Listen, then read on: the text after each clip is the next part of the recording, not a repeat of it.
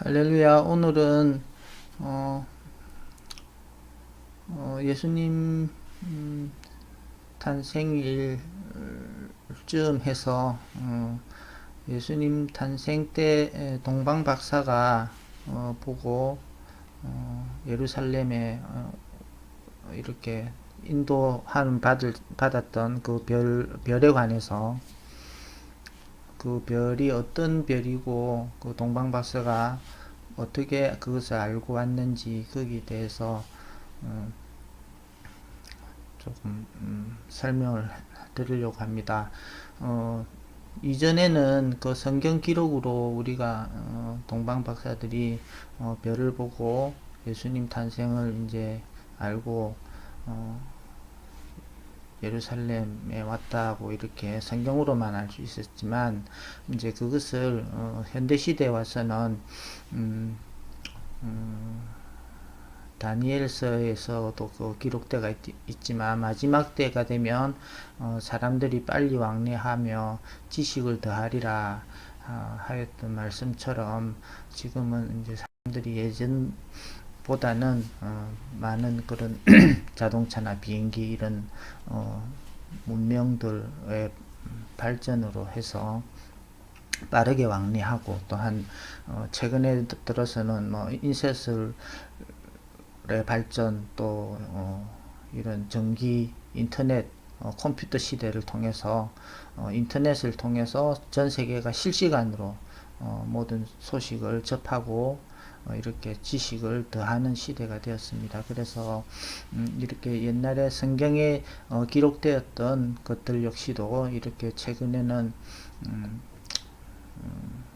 이런 컴퓨터를 통해서 또 나사의 그런 행성 프로그램 또 별자리 프로그램 이런 것들을 통해서 해와 달 별들이 태양을 중심으로 규칙적인 패턴을 가지고 돌기 때문에 그 성경에 기록되었던 일식 현상이나 월식 현상 또 예수님이 태어나셨을 때 동방박사를 인도했던 그 별, 이런 것들이 시간이 2000년이나 이렇게 지났지만 그런 행성들이 규칙적으로 돌고 있다는 것들을 착안을 해서 만든 프로그램, 행성 프로그램을 통해서 당시 예수님 당시에 동방박사를 인도했던 그 별이 어떤 별이었는가 또 어떤 모습을 보였기에 동방 박사들이 그것을 예수님의 탄생의 증거를 가지고 먼 예루살렘까지 이렇게 찾아올 수 있었나 하는 것을 오늘은 그 행성 프로그램 스텔라리움이라고 하는 것을 통해서 그 당시 동방 박사가 보았던 그 별의 움직임을 이 컴퓨터를 통해서 이렇게 보여드리려고 합니다.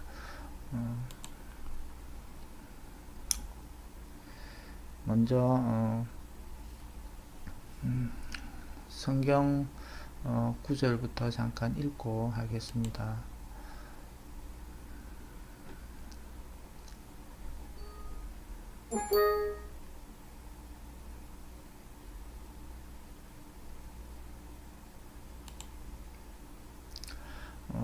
하나님께서 창세기에 세상을 창조할 때에 창세기 1장 14절에 하나님이 가라사대 하늘에 궁창에 광명이 있어 주야를 나뉘게 하라. 또 그 광명으로 하여 징조와 사시와 일자와 연한이 이루라. 이렇게 광명체 해, 달, 별을 두어서 그것들로 하여금 하나님께서 이 땅에 역사하신다는 것을 징조로 나타내고 일자와 연한을 이렇게 헤아려 볼 수 있도록 이렇게 창조의 목적을 설명해 두셨습니다. 그래서 이 동방박사 역시도 그 별을 보고 예수님께서 이스라엘의 메시아 구원주를 탄생하셨다는 것을 알고 이렇게 찾아올 수 있었고 또한 그 때가 성경의 예언서에 다니엘서에 보면 금신상 어, 그 느부갓네살 꿈에 나타났던 금신상을 통해서 메시아가 언제쯤 이 땅에 태어날 것이다 하는 것을 알고 그것을 이제 그 때에 맞춰서 별자리를 꾸준히 이제 매일 그 움직임을 기록을 해왔던 것이 이제 이 동방 박사들입니다.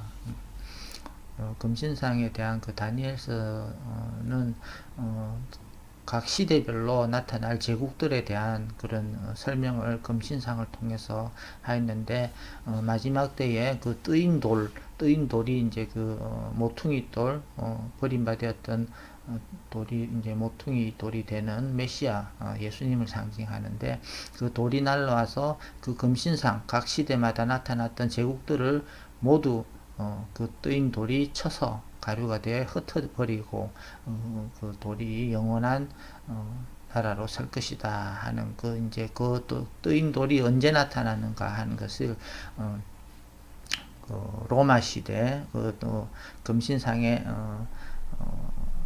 무릎 부분부터 해서 이제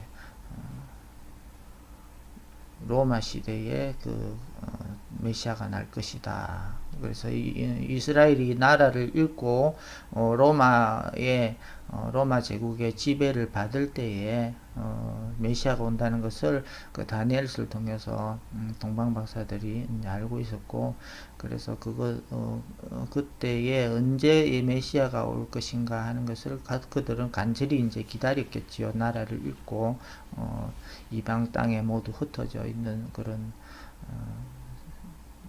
상황 속에서 언제 이제 나라를 되찾을지. 그래서 그 메시아의 별이 나타났던 것을 동방 박사가 어떻게 이제 알 수 있는가 하는 것은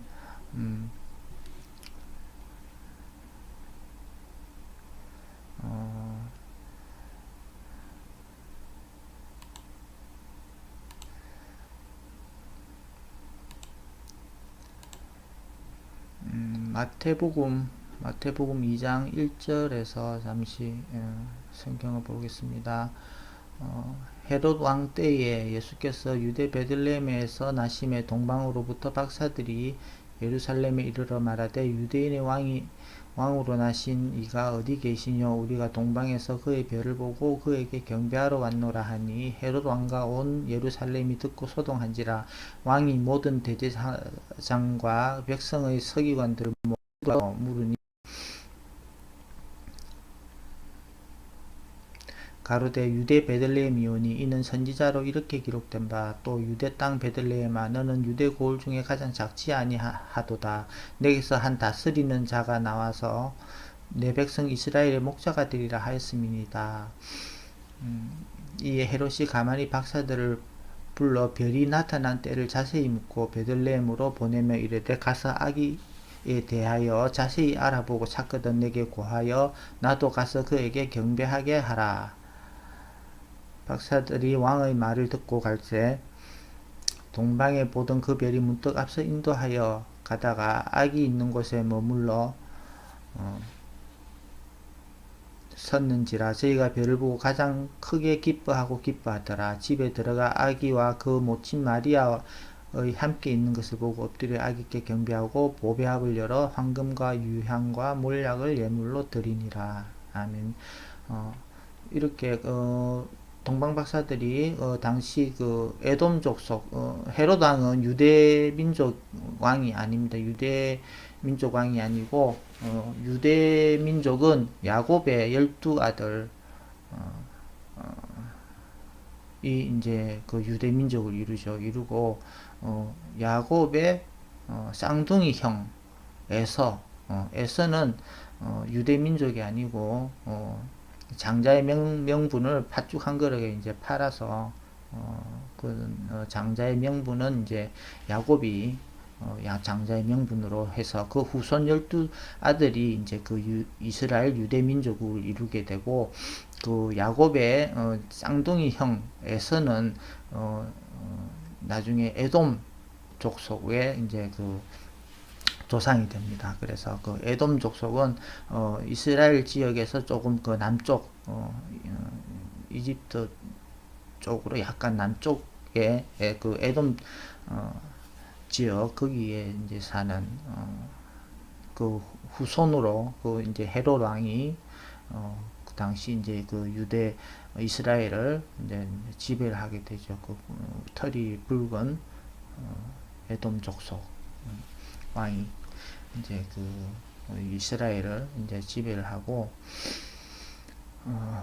그 당시에 이제 별이 이렇게 나타났다는 것을 일반 사람들은 알 수 없었다는 것이 그 동방 박사들이 예루살렘에 헤롯 왕궁에 왔을 때 아무도 그 별이 나타난 것을 알지 못하고 또 왕으로 나신 이가 어디 계시뇨 하고 동방 박사들이 물었을 때도 아무도 알지 못했습니다. 그래서 그 별이라는 그 동방 박사가 그 별을 보고 찾아왔다는 것은 눈에 뜨이는 큰 빛나는 별이 갑자기 이렇게 나타난 것이 아니고 일반 사람들은 전혀 알아챌 수 없을 정도로 그냥 평범한 그냥 날들이었습니다. 밤하늘의 별들이. 그렇지만 이 동방박사들은 메시아 올 때를 대략적으로 알고 있었고 이스라엘이 그 로마 지배를 받을 때 헤롯 왕 에돔 족속, 에돔 민족의 왕이 와서 자기들을 지배할 때에 올 것이라는 것을 알고 타 지역, 핍박받는 지역, 이스라엘에서 벗어난 다른 지역에서 학문을 연구하고 있었겠죠. 별자리를 관측하면서 그렇게 해서 그 별자리의 움직임을 매일 기록한 사람만이 알 수 있는 그런 움직임이었습니다. 그래서 그 헤롯 궁이나 이스라엘에 있는 박사들은 술객들은 아무도 이제 알지를 못했고 그 다음에 이 별들은 이 별의 움직임이 예수님이 태어나기 6개월 전에 천사가 나타나서 세례 요한 예수님의 사촌 형이 되죠. 세례 요한이 먼저 이제 날 것을 예수님이 오실 길을 미리 예비하기 위해서 6개월 전에 날 것을 그 세례 요한의 아버지 스가랴가 대제사장으로 성전 봉사를 할 때에 천사가 그 성막 안에 회막 안에 나타나서 이렇게 이제 얘기를 합니다. 근데 이제 그 세례 요한 아버지 스가랴는 나이가 많아서 나이가 늙어서 아이를 가질 수 없는 것을 이제 평소에 이제 마음에 담고 이제 기도를 했는데 그것을 이제 하나님께서 들으시고 나이가 많은 스가랴 부인 엘리사벳은 엘리사벳도 역시 아론 제사장 아론의 후손으로 그의 이제 나이가 많은 엘리사벳에게도 이제 그 잉태를 하게 되었다 하는 것을 이제 알려주게 됩니다. 그런데 나이가 많아서 아이를 가질 수 없다는 것을 이제 알기 때문에 그 말을 들었을 때 쉽게 믿지를 못했죠. 그래서 천사가 그러면 내가 아이를 낳을 때까지 내가 말을 하지 못할 것이다 이렇게 해서 그 즉시로 이제 스가랴가 말을 못하게 됩니다. 그래서 그 일주일간 그 성전 봉사를 하고 돌아와서 엘리사벳에게 알려줬겠죠. 하나님께서 천사가 나타나서 우리에게 자식을 주신다고 하셨다 했을 때 스가랴도 자기가 나이가 많아서 아이를 가질 수 없다고 생각했는데 천사가 얘기를 했지만 그거를 쉽게 믿을 수 없었던 것처럼 엘리사벳 여시도 그 말을 듣기는 했지만 믿을 수가 없었겠죠. 그래서 믿을 수가 없고 그거를 또 누구에게 주변 사람들에게 얘기할 수도 없었습니다. 왜냐하면 엘리사벳도 나이가 많은데다가 아이를 못 가질 것을 동네 사람들도 다 아는데 내가 아이를 가졌다 하더라. 또 천사가 나타나서 그렇게 얘기했다 하더라. 하면 동네 사람들이 저 엘리사벳이 아이를 못 가지더니 나이가 많아가지고 이제는 좀 사람이 정신까지 이상해졌다. 그렇게 이제 사람들한테 놀림을 받을 수도 있을 거고, 그렇게 해서 그것을 숨깁니다. 동네 사람한테 아무도 알지 않고, 자기도 믿을 수가 없었으니까. 그래서 5개월 동안 숨기고 있는데, 그것을 이제 또 천사가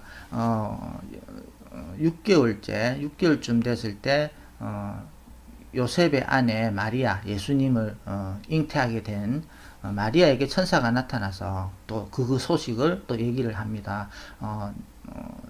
하나님께 큰 은혜를 받은 자여, 내가 잉태를 하게 되었다. 하나님의 크신 능력으로 인해서. 그렇게 이제 얘기를 하니 마리아 역시도 또 믿을 수가 없겠죠. 그래서 내가 남자를 알지 못하는데 어떻게 잉태를 하겠습니까? 이렇게 하니까 그 증거로, 그러면 지금 네가 아는 네 친척 엘리사벳도 나이가 많아서 잉태하지 못한다고 했지만 벌써 잉태해서 6개월째가 이제 되었다. 이렇게 하니까 그때서야 엘리사벳이 자기의 말을 이제 천사가 들었던 것을 증거해 줄 수 있는 친족 엘리사벳의 얘기를 듣고는 그러면 하나님의 말씀대로 될지입니다. 이렇게 하고는 바로 이제 엘리사벳에게 가서 이제 궁금하니까 찾아갑니다. 찾아가서 엘리사벳에게 물어보죠. 천사가 이래 얘기를 하더라. 그러니까 이제 엘리사벳은 아무에게도 얘기 안 하고 숨기고 있었는데 자기 이제 그 친척 마리아가 찾아와서 그 얘기를 하니까 이제 깜짝 놀라겠죠. 깜짝 놀란 데다가 그 얘기를 듣는 순간 뱃속에 태에서 애가 발길질을 하는 거예요. 뛰어노는 거예요. 그러니까 이제 그때서야 이제 임신됐다는 것이 확실하게 이제 느껴지는 거죠. 그 전까지는 어떤 증상이 없었으니까 말만 들었을 뿐이지.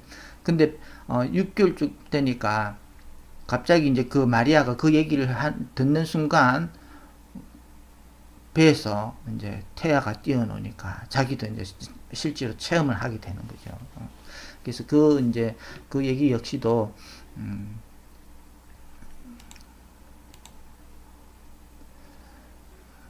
누가복음 1장 5절에 이제 이 얘기는 기록되어 있습니다.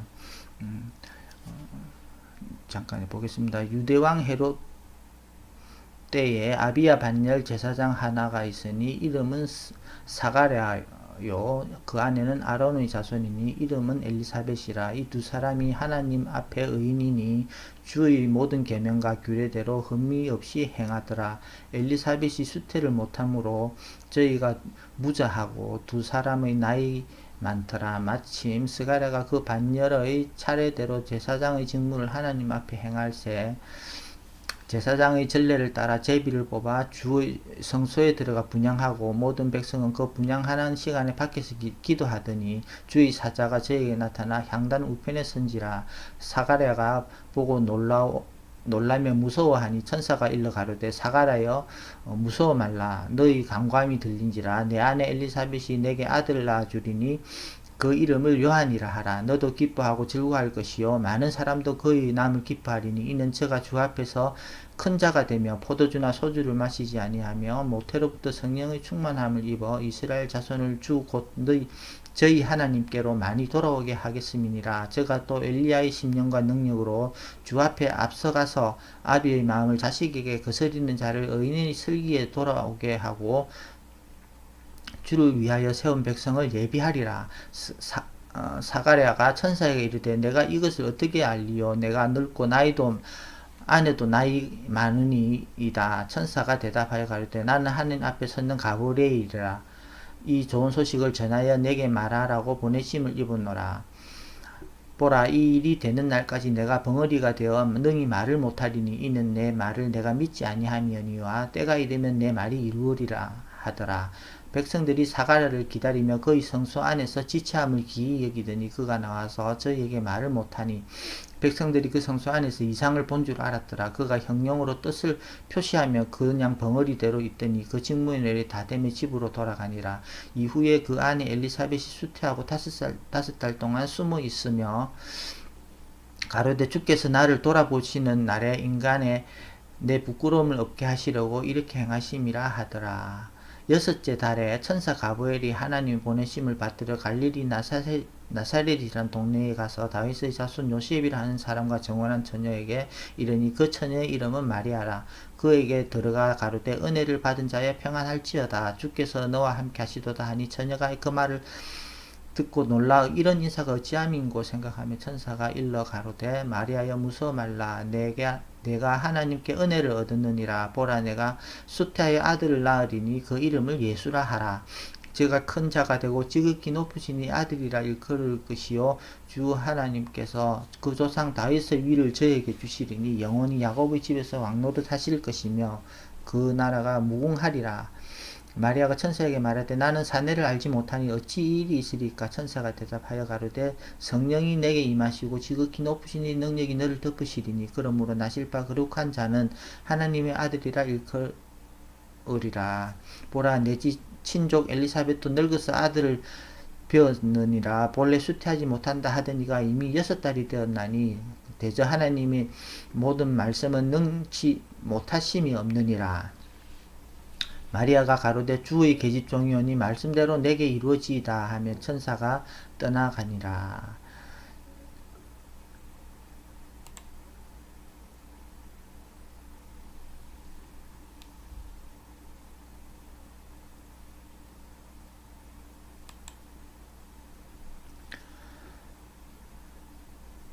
자 이렇게 엘리자벳이 천사 로부터 이렇게 잉태되었다는 소식을 듣고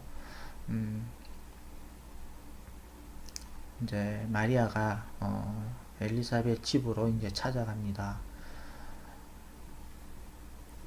이때 마리아가 일어나 빨리 산중에 가서 유대 한 동네에 이르러 사가랴의 집에 들어가 엘리사벳의 문안하니 엘리사벳이 마리아의 문안함을 들으며 아이가 복중에서 뛰노는지라. 엘리사벳이 성령의 충만함을 입어 큰 소리로 불러 가로되 여자 중에 내가 복이 있으며 내 태중의 아이도 복이 있도다. 이렇게 마리아가 천사에게 들은 얘기를 전했을 때 엘리사벳의 복중에 있던 세례 요한 태아가 뛰어노는 것을 이제 처음으로 이제 경험하게 되는 거죠. 그래서 예수님이 나시기 6개월 전에 이렇게 이제 세례 요한이 납니다. 그래서 이 예수님이 난 때는 처음으로 이제 우리나라에 알리신 분은 미국의 유진 폴 스티히라는 교수님이 1995년도 포항의 신학대학 한동대에서 1년 동안 이제 그 신학대 학생들을 가르치면서 그분께서 조사를 하여 한 여러 그 역사 기록들 또 성경 기록들 그리고 성경 기록 속에 있는 행성의 기록들 일식과 월식 현상 이런 것들을 토대로 해서 행성 프로그램을 만드십니다. 그래서 그거를 가지고 정확한 날짜와 연도를 찾아내시고 그 이제 예수님이 생일이 이제 그 언제냐 하면 출애굽한 첫째 달 그 다음 달인 둘째 달 이하르월이라고 하는데 이하르월 28일 이하르월 28일로 이제 찾아냈습니다. 그것은 여러 이제 역사 기록들 로마 시대 때부터 역사 학자들의 기록들 또 그 다음에 그 이제 헤롯 왕이 죽었을 때의 기록 헤롯 왕이 죽었을 때는 일식과 금식이 연이어 있을 때 뭐 이런 기록들 그 다음에 그 악티움 해전이라고 로마 시대 클레오파트라와 두 장군 사이에 그런 해전 로마 제국을 통합하는 그런 해전이 있은 지 32년 뒤 하여튼 이런 그 여러 가지 역사 기록들을 교차 증명해서 그다음에 초기 교부들의 이제 기록들을 해서 이렇게 이제 그 유진 폴스티 교수님께서 그 이제 날짜를 이렇게 이제 이하르 월 28일로 음력입니다. 유대력은 음력이고 우리나라도 사람들도 이제 자기들이 음력 생일을 세면 해마다 그 양력으로 이제 바꿔서 하면 날짜가 조금씩 변동이 되듯이 그런 마찬가지로 이제 그 이하르 월 28일이 이제 해마다 날짜가 조금씩 틀려지는데 올해는 5월 10일이 되고 그 다음에 이 역사학자의 기록이나 초대 교부들의 기록과 함께 하나님께서 해달별로 주신 그 별들의 행성의 그 징조, 예수님이 정말 나셨을 날짜가 어떻게 그 당시 행성에는 또 어떻게 그렇게 그것을 증거하는지 하는 것을 이제 볼 수 있고, 그 다음에 또 이것을 성경 기록에는 또 어떻게 이 날짜를 증거를 하느냐, 예수님 나신 날을 증거하는 것은 하나님께서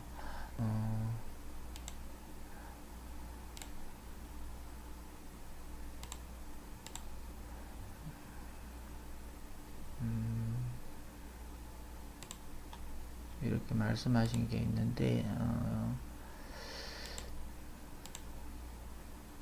이사야서 41장 21절에서 23절에 보면 나 여호와가 말하노니 너희 우상들은 소송을 일으키라. 야곱의 왕이 말하노니 너희는 확실한 증거를 보이라. 장차 당할 일을 우리에게 진술하라. 또 이전의 일이 어떠한 것도 구하라. 우리가 연구하여 그 결국을 알리라. 혹 장래사를 보며 후리사를 진술하라.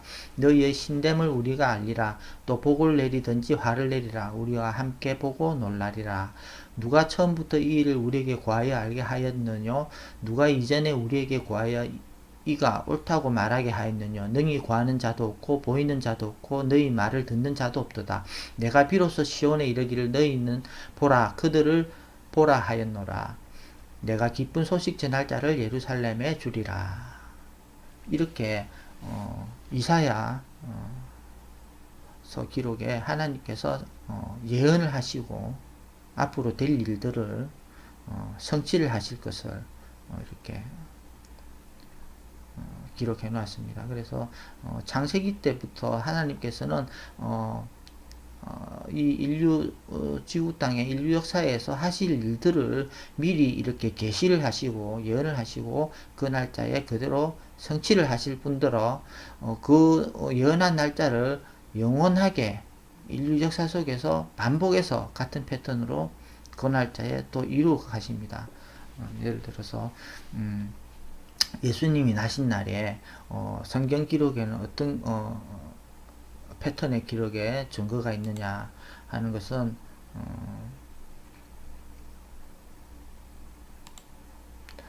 창세기 8장 13절에부터 이렇게 보면 노아 홍수가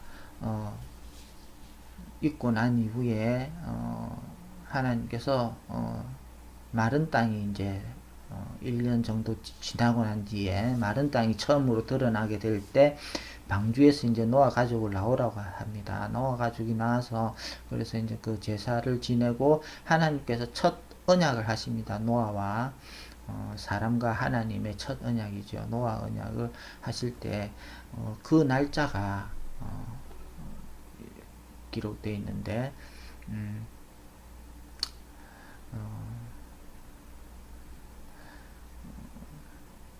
2월 27일에 땅이 말랐더라. 하나님이 노아에게 말씀하여 가라사대 너는 내 아내와 내 아들들과 내 자부들로 더불어 방주에서 나오고 너와 함께한 모든 혈육 있는 생물 곧 새와 육축과 땅에 기는 모든 것을 다 이끌어내라. 이것들이 땅에서 생육하고 땅에서 번성하리라 하시매 노아가 그의 아들들과 그 아내와 그 자부들과 함께 나왔고 땅의 동물 곧 모든 짐승과 모든 기는 것과 모든 새도 그 종류대로 방주에서 나왔더라. 노아가 여호와를 위하여 단을 샀고 모든 정결한 짐승 중에서와 모든 정결한 새 중에서 취하여 번제로 단에 드렸더니 여호와께서 그 향기를 흠양하시고 그 중심에 이르시되 내가 다시는 사람으로 인하여 땅을 저주하지 아니하리니 이는 사람의 마음의 계획하는 바가 어려서부터 악함이라. 내가 전에 행한 것 같이 모든 생물들을 멸하지 아니하리니 땅에 있을 동안에는 심음과 거둠과 추위와 더위와 여름과 겨울과 낮과 밤이 쉬지 아니하니라. 아멘. 이렇게 처음 땅이 드러나서 방주에서 나와서 새 하늘과 새 땅에서 다시 이제 인류가 번성하게 되는 그 첫 언약의 날짜가 2월 27일 이렇게 기록되어 있습니다. 2월 27일 둘째 달 27일이죠. 27일 그러면 예수님 생일도 둘째 달 28일 이렇게 하루 상관입니다. 하루 상관. 그래서 거의 같은 시기에 첫 언약이신 노아와 하나님 인류와의 첫 언약을 성취하신 날에 새 언약이신 예수님 역시도 그 같은 날짜 이 둘째 달 28일 해질녘부터니까 둘째 달 그러니까 노아가 하나님이 나오라고 한 2월 27일 날 이렇게 방주에서 가족들과 온갖 짐승들이 이끌어내고 하면 시간이 걸리겠죠. 시간이 이제 많은 짐승들이 이제 방주에서 나오고 이제 그 단을 샀고 제사를 지내려면 오후 한 3시쯤 되지 않았겠나. 오후 3시가 되면 예수님이 이제 돌아가신 시간하고 같고, 해질녘부터 유대인들은 해질녘부터 이제 하루의 시작으로 보기 때문에 아마 곧, 하나님께 제사를 드린 시간이, 그때쯤 28일 해질녘이 되어 갔을 때, 그때쯤 되지 않았을까. 그래서 27일 마른 땅이 드러난 날, 마른 땅이 드러났다는 것도 이렇게 홍수 출애굽할 때도 그 홍해를 건널 때 물을 홍해를 가르고 이렇게 마른 땅이 드러나게 하시고 그 마른 땅을 밟고 하나님의 언약을 성취를 하시죠. 노예로부터 해방시키고 또 그 다음에 이제 이스라엘 백성들이 여리고 가나안 땅에 들어가기 전에 둘째 달 20일 날 그 성막에 이제 2년 동안 그 이제 모든 성막 도구 기구들을 하나님께서 만들게 하시고 이제 최초로 이제 텐트 광야 텐트 성막을 이제 만들고 2년 2개월 둘째 달 20일에 그 광야 성소에서 구름이 떠오릅니다. 출발을 하게 됩니다. 이스라엘 백성이 이제 가나안 땅으로 여리고로. 그래서 이제 하나님의 계획대로라면 3일 일주일 정도 둘째 달 20일 날 이제 그 광야에서 출발했으니까 일주일 정도 기간이면 가나안 땅으로 들어가는 거죠. 그 역시도 하나님은 그렇게 계획을 하신 것 같습니다. 하지만 중간에 이스라엘 백성들이 불평불만하고 하나님과 이제 다투게 되죠. 이렇게 불만을 하면서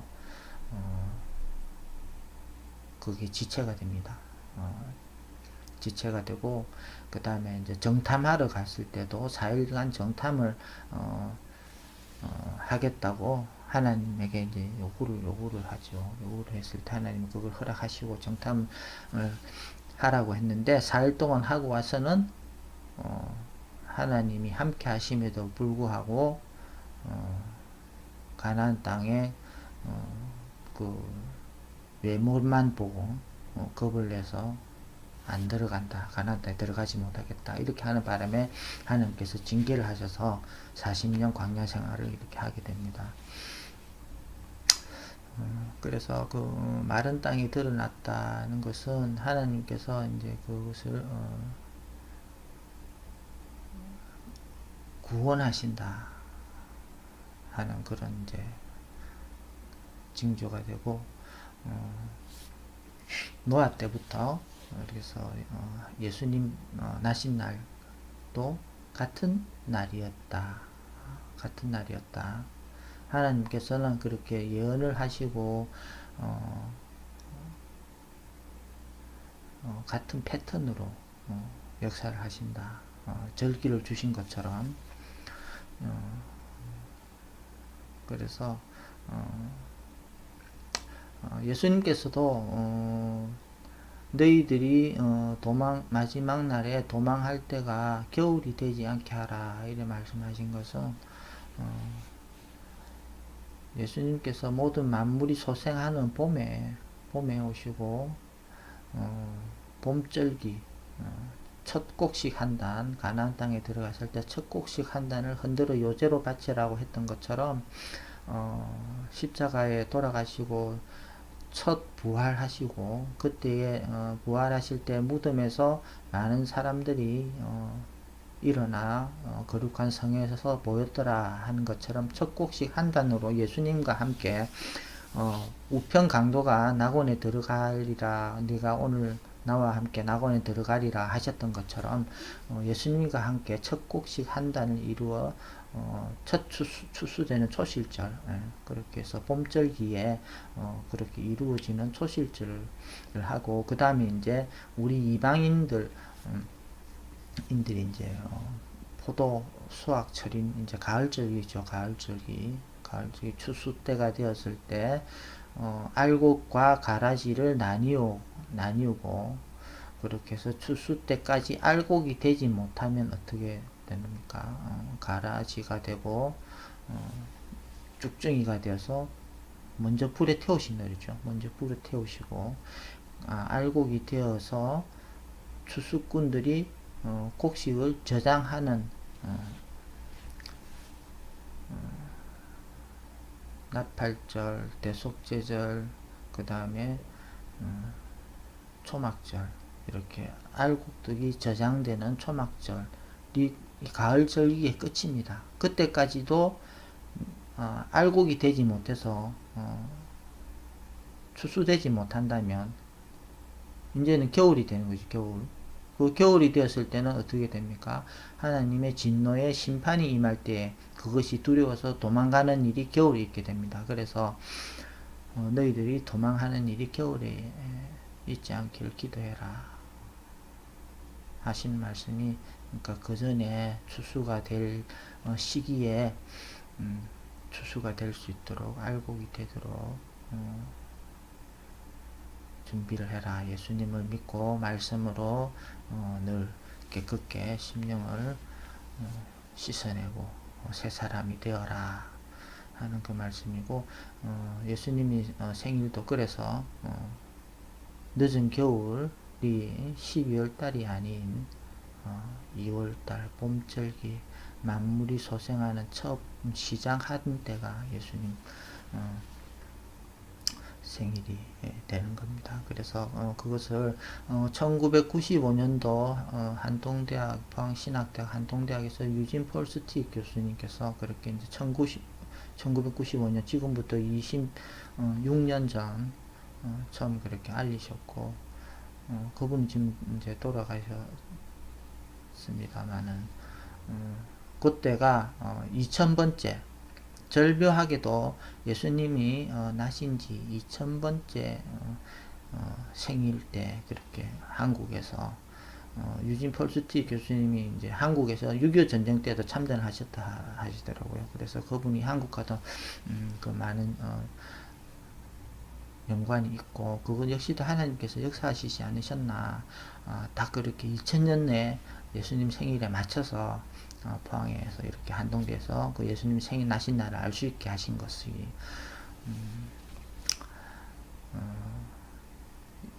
예수님이 이 땅에 나신 것처럼 우리가 예수님과 한 몸을 이룬 지체인 우리 역시도 같은 날 이렇게 새로 나고 거듭나지 않겠나. 새로 나는 것이 맞다 하는 생각을 이제 최근에 하게 되었습니다. 그래서 또 95년도 95년도에 이제 2000번째 생일을 유진 폴스틱 교수님께서 예루살렘에 이스라엘에 직접 가셔서 그거를 이제 축하를 하시는데 지금 말씀드리는 것은 김명현 교수님 153 설득의 김명현 교수님의 동방박사와 메시아의 별이라는 유튜브 동영상을 보면 이렇게 좀 자세하게 설명을 하고 있습니다.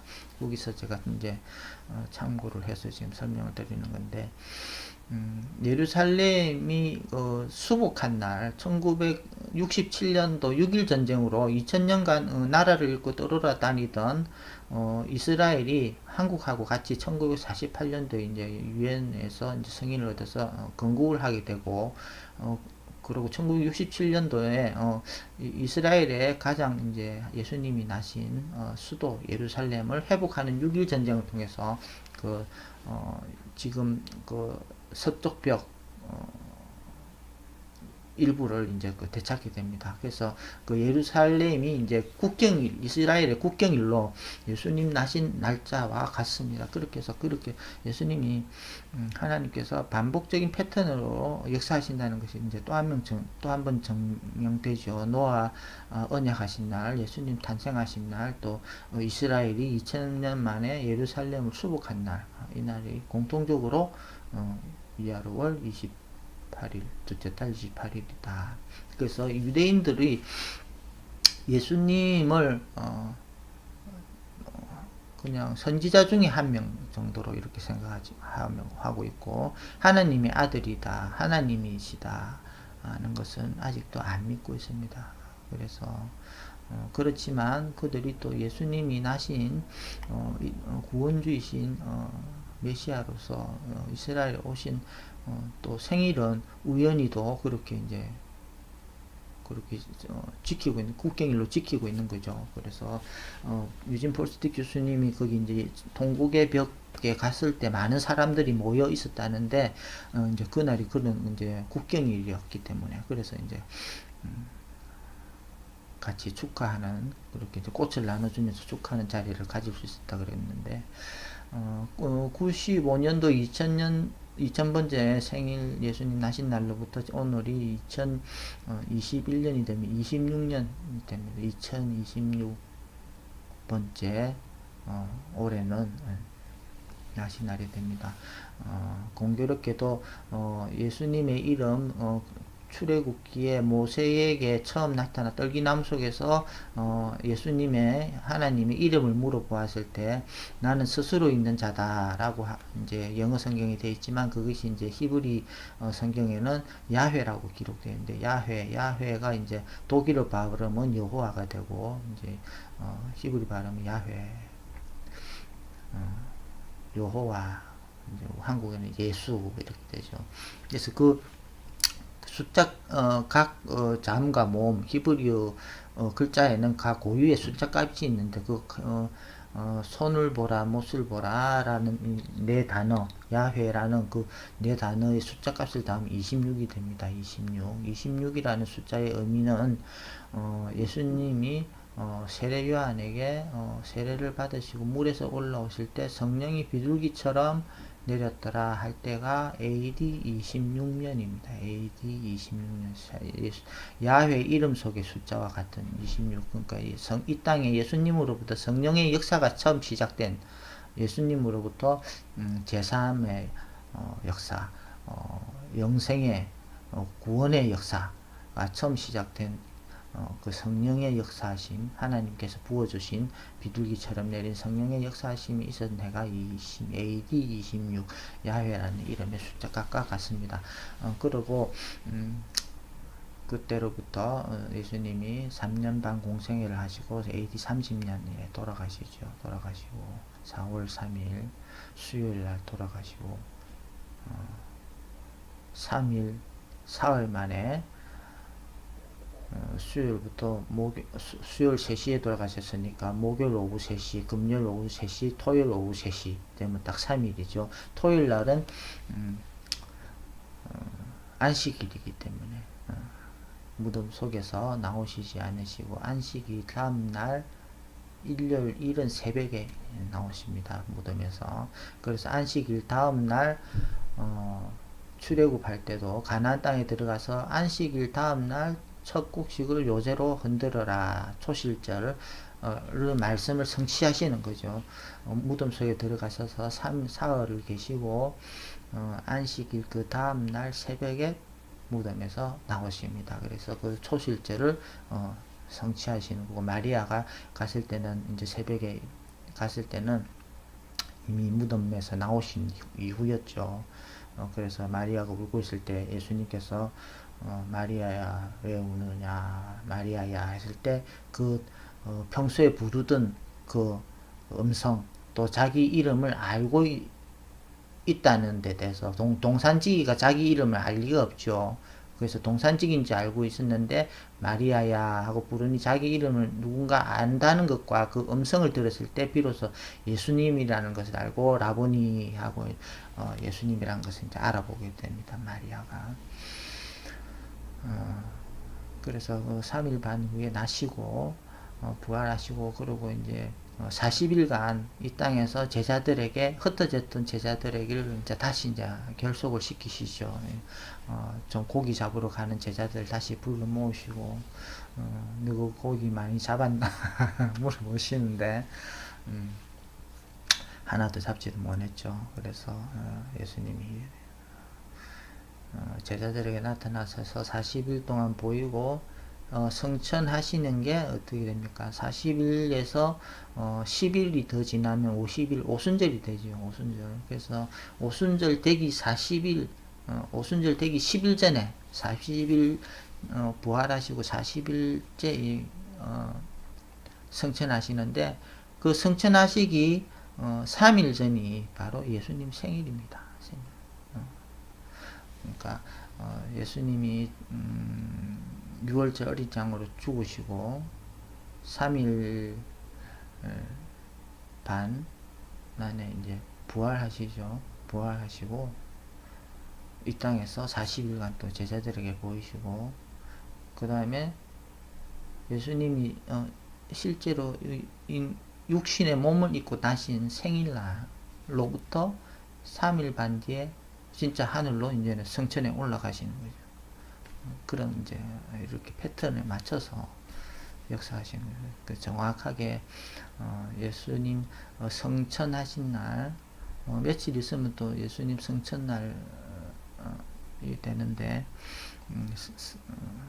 5월 10일로부터 3일 뒤가 예수 성천일이 됩니다. 그러니까 오순절 되기 열흘 전이죠. 그래서 이렇게 여러 가지 것들이 교차되어서 예수님이 생일이다, 생신이 나신 날이라는 것이 증명이 됩니다. 예수님 부활과 하늘로 올라가신 날까지도 그 생일과 이렇게 맞아 떨어지는 거죠. 그래서 이것을 감추어 놓았다는 것이 마지막가 되니까 이제 다 드러나는 거죠. 서서히 모든 감추었던 비밀이 다 드러나는 것이 이렇게 되는 것이고 그래서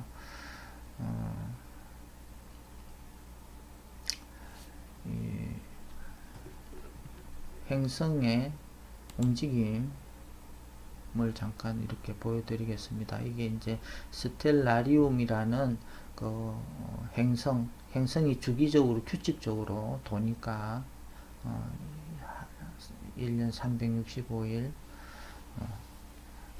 다른 주변 행성들까지도 규칙적으로 도니까 이것을 프로그램화 시켜서 이렇게 눈으로 볼 수 있게 만들고 그 다음에 이것을 현재의 행성뿐만 아니라 기원전 뭐 몇천 년, 3, 4천 년 전까지의 행성까지도 움직임을 볼 수 있고 또 특정 지역의 일식과 월식 현상까지도 이렇게 볼 수 있도록 만들어 놓은 프로그램입니다.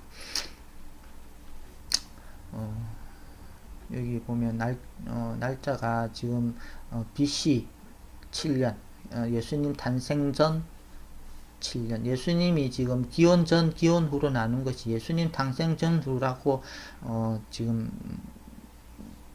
알고 있지만 그것은 예수님이 나시고 500년 뒤에 로마의 학자가 이렇게 그 역추적해서 이제 기원 전후로 나누는데 사실 그렇게 통용되고 있다가 나중에 이제 그것이 오류가 있었다는 것이 발견됐지만 너무 오래됐기 때문에 그냥 사용하는데 실제적으로는 예수님 탄생이 기원 전후를 기준으로 한 6년 전 BC before Christ 마이너스 6년 전에 둘째 달 28일이 됩니다. 그래서 태양력으로 했을 때는 마이너스 7년쯤 요때 예수님 탄생 한 6개월 전 12월 세례 요한이 날 때쯤입니다. 예수님 나시기 6개월쯤 전. 근데 재밌는 것은 여기 요 목성이 예수님을 이제 그 상징하는 별입니다. 동방 박사들이 이 목성을 유심하게 관측을 했습니다. 목성도 또 재밌는 게 목성에 그 대적점 있죠. 붉은색 태양 폭풍이 몰아치는 원형 그 대적점 그게 또 이제 예수님 손의 못자국을 상징하는 것이기도 하고 하여튼 이렇게 목성의 움직임이 6개월 전쯤에는 여기 보면 이 행성의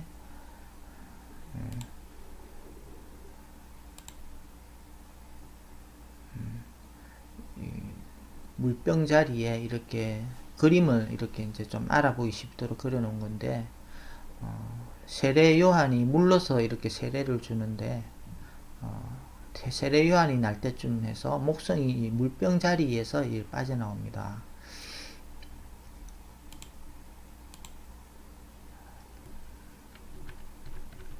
물병 자리에서 이렇게 빠져나가고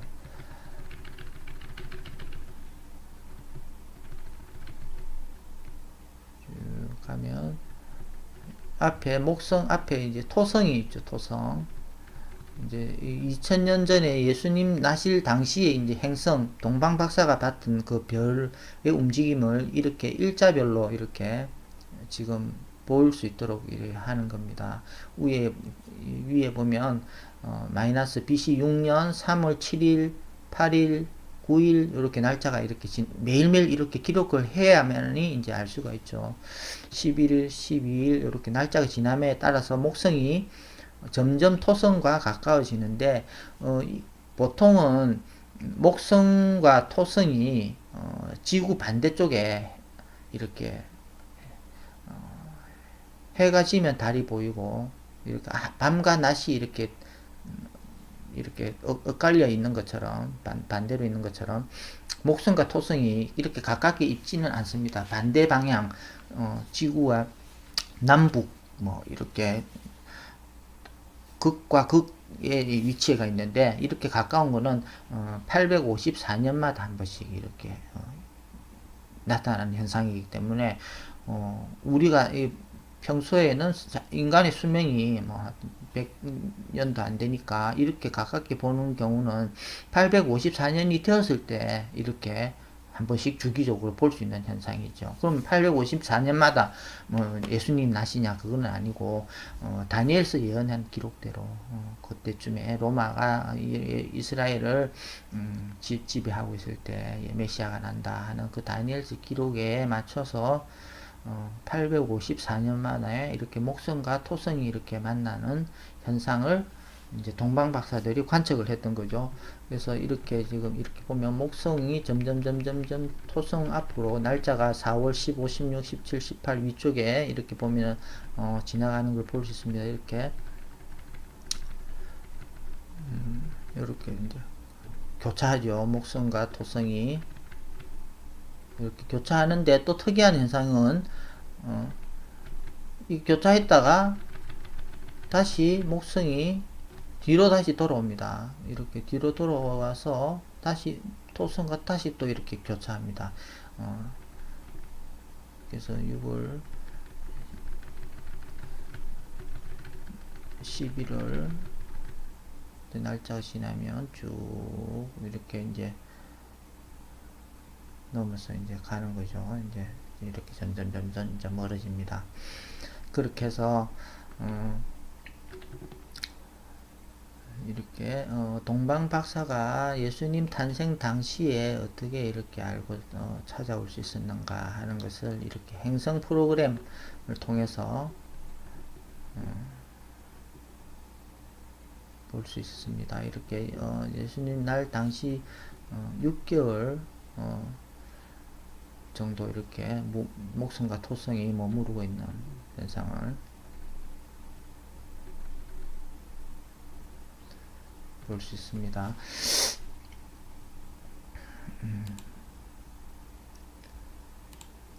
그래서 5월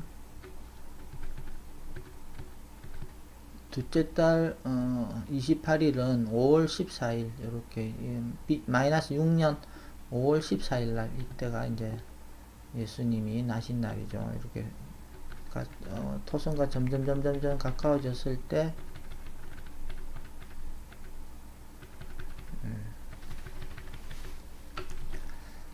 이런 토성과 목성이 겹치는 현상이 예수님 나실 때 있었다. 이때가 노아가 방주에서 나와서 하나님과 첫 언약을 하신 날과 같은 날이다. 그래서 오늘은 행성 프로그램으로 동방 박사가 봤던 당시의 별자리를 이렇게 한번 찾아보았습니다.